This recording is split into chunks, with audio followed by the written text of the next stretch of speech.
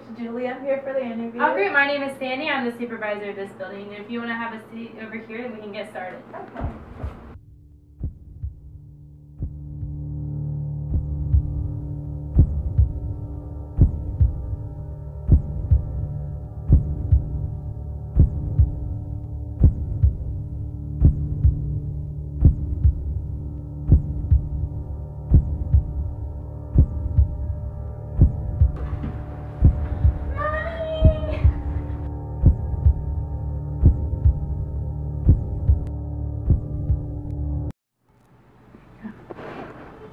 Thank you so much for your time today. It's nice meeting you. It's very nice to meet you too. We'll be in touch.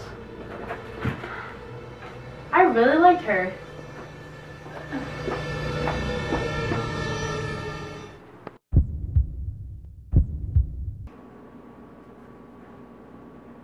So, I met this social worker the other day. Her name is Tammy. She's really awesome, really inspirational. Magical, really. Magical. Like a unicorn. I'd trade anything to be like Tammy. Me too.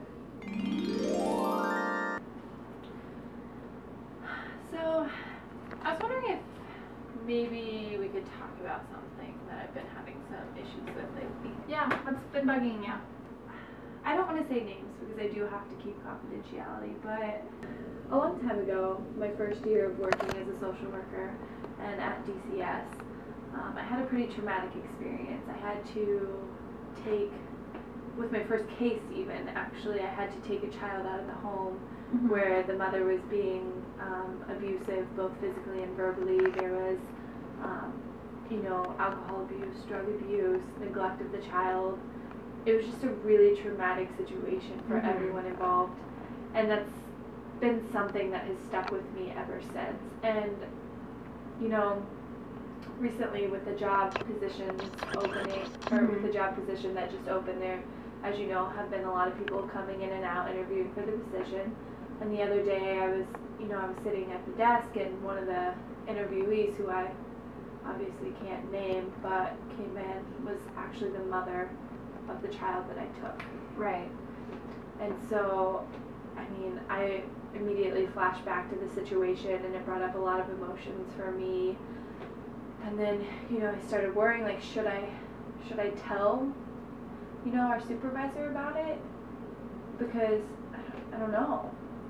Right. It sounds like you're facing a lot of dilemmas right now with this situation, and I'm really glad that you decided to come to me so that I can try to offer some support. And I think it'd be best if we actually looked at the Code of Ethics and looked from there to kind of decide how it's best for you to decide how to go about the situation. So let me pull into my files over here. Here it is. So we can look here together. I think that some things that apply to this would definitely be the conflict of interest with your client coming back into your life in maybe potentially a professional way, and being able to get over the things in the past, and then also support this person and work with this person as a colleague.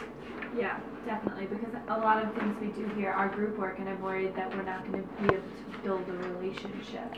Right, that's very understandable. And then I think also a huge issue with this is confidentiality. And I can understand how you'd be hesitant to go talk to Sandy about this, because it could potentially breach that, and as a client, that client deserves to have the confidentiality maintained.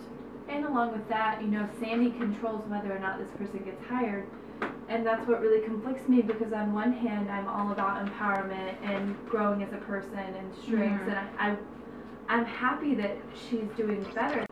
But on the other hand, I'm just really worried that her previous patterns of behavior, as well as our past relationship, is really going to negatively affect our working situation.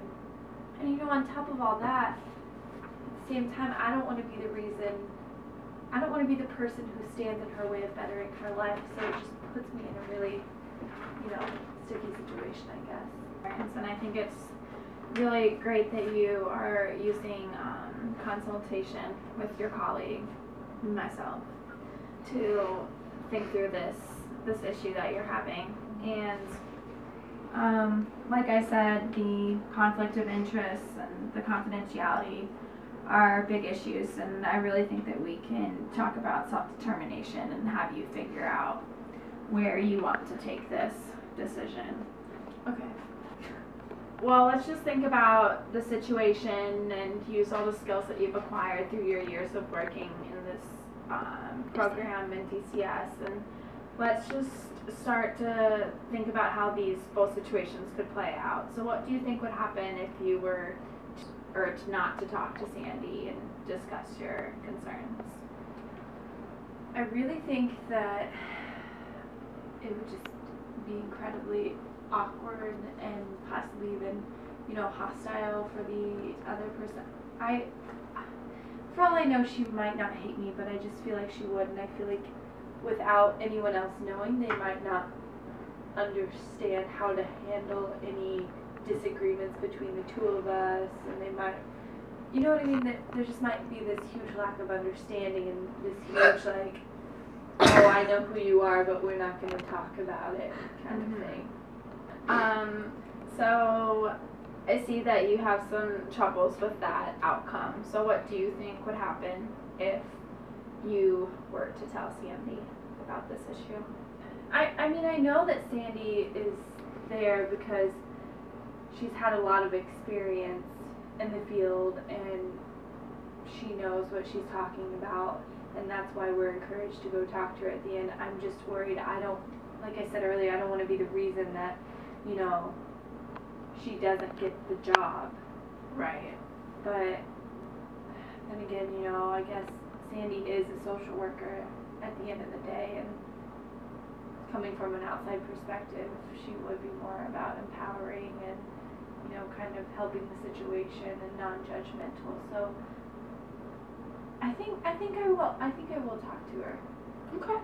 Because I think it's better that I address the situation head on than let it draw out and come to a more complicated situation later on down the road. So yeah, I think I will. Alright, well that sounds good. I'm glad we were able to talk this out and that we were able to use the code of ethics to help you decide what decision to make. Thanks for your help. No problem.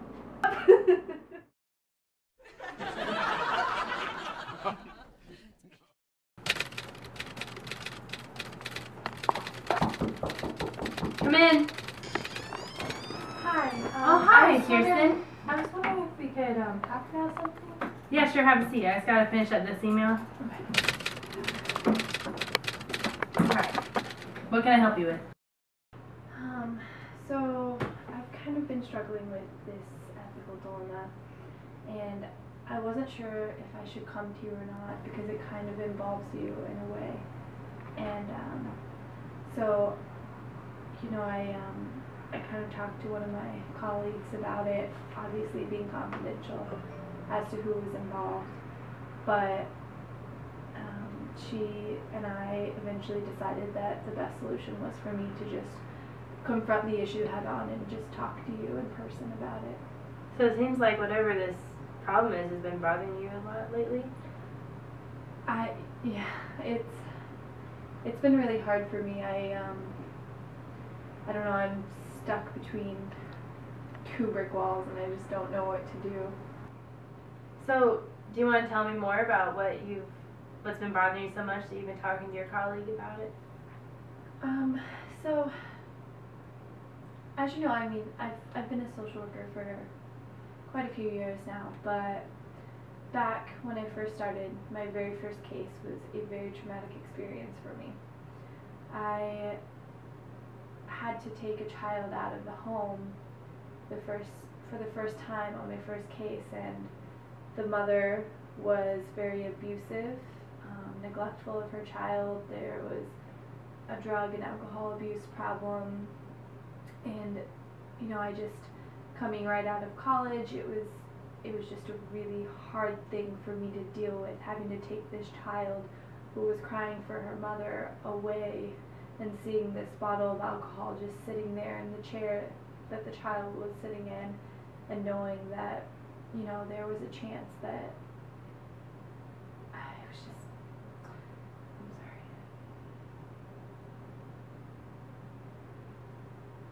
sorry. It was really hard for me to see that. And now that I've been a social worker for some years, I've, you know, learned how to kind of cope with that. But that first experience for me is something that has stayed on my conscience for years. So I'm hearing that it was very hard for you. Your first experience taking a child out of the home. It sounds like it's something that you still carry with you to this day. It is. And it's something that still upsets me every day, and I just, you know, I've learned to cope with that, and I've learned, you know, how to deal with situations more effectively now when it comes to things like that. But you know,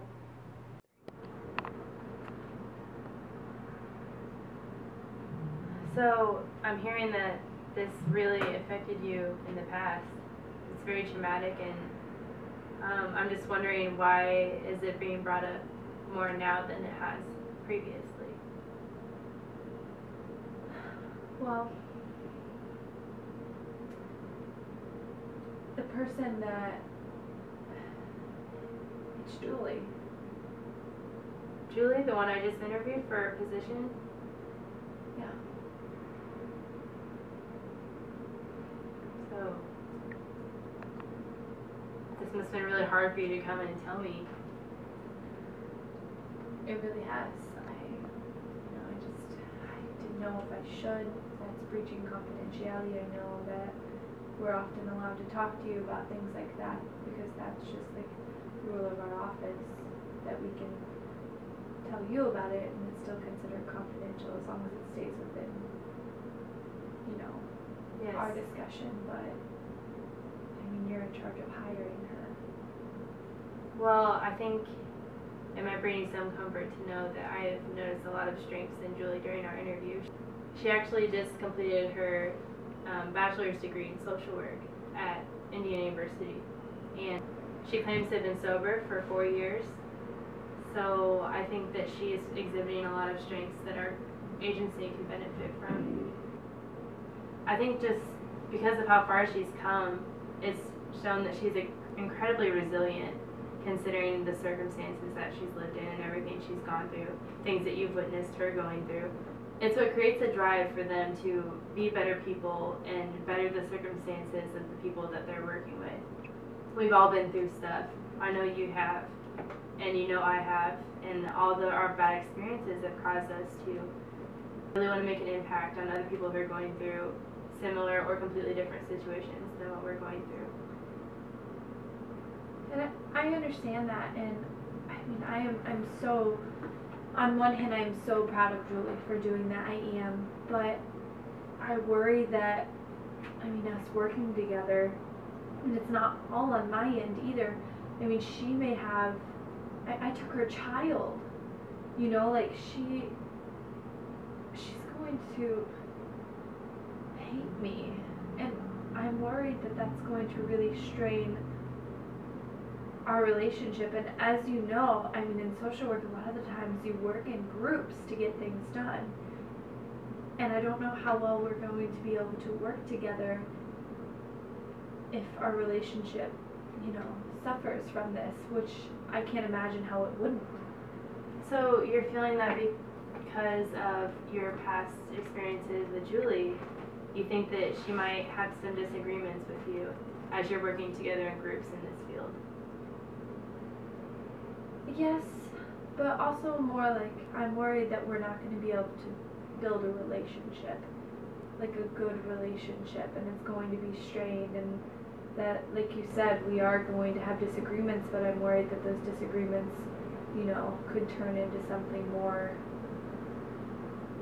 I don't know, just there's going to be feelings, you know, we're both going to have emotions that are just hard to deal with, and I don't know how we're going to get around that because it was such a traumatic event. Tammy! So I'm understanding that being faced right now with an ethical dilemma because this woman, who actually was the first person that you ever had to take a child away from, was neglectful, abusive, abused alcohol, and it was just a really bad situation that has really traumatized you to this day. And the same woman who traumatized you is actually applying to work here. I see now that why it was so hard for you to come and talk to me about it, because you didn't want to have to breach confidentiality, and you were also looking out for the best interests of this agency. And I see that ethically you didn't want to influence my decision to hire her based on your past, because you have a commitment to your clients. Because of the fact that obviously this DCS agency requires a lot of teamwork, you're afraid that your relationship with her in the past is going to cause some conflict, and it's going to be challenging when you're trying to work together as groups. So maybe next week, after you've had some more time to think about it, we can meet again and talk about it some more. I would like that. Okay.